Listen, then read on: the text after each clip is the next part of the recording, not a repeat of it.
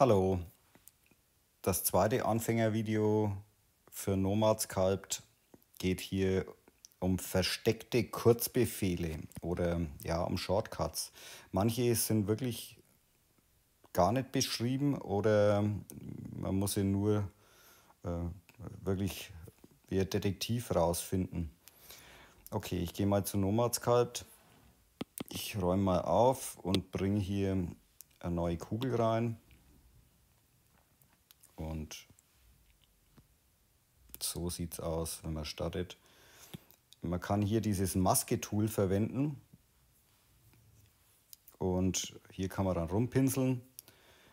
Und in diesem Maske-Tool gibt es hier diese Settings zu dieser Maske.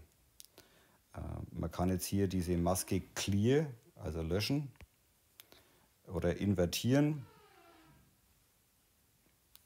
Ich gehe wieder zurück. Oder so schwammig blurren machen oder schärfen. Diese Sache ist, ich müsste jetzt immer hier in dieses Menü hier rein, um das zu machen.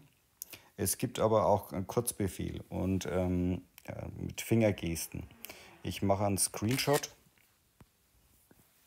und zwar dreht es hier um diesen Knopf hier, den kann man drücken und gedrückt halten.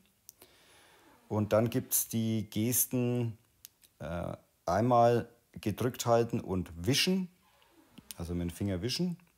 Das ist Clear. Dann kann man gedrückt halten und in die Fläche der Maske drücken. Einmal in die andere Fläche drücken. Und zum Invertieren einfach hier drücken.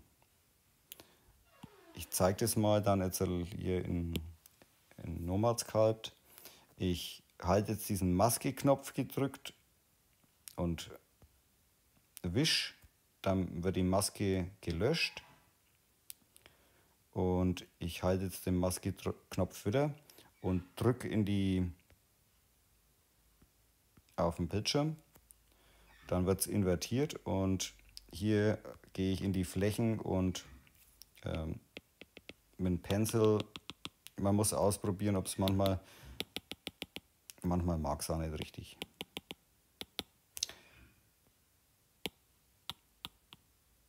Im Moment scheint es einen kleinen Hänger zu haben, aber es funktioniert normalerweise.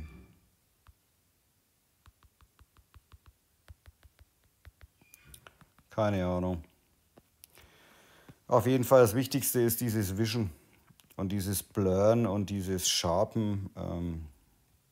Ja, kann man ja ein wenig selber ausprobieren. Das sind diese Maskenfunktionen. Das ist sehr praktisch, wenn man diese Fingergesten kennt.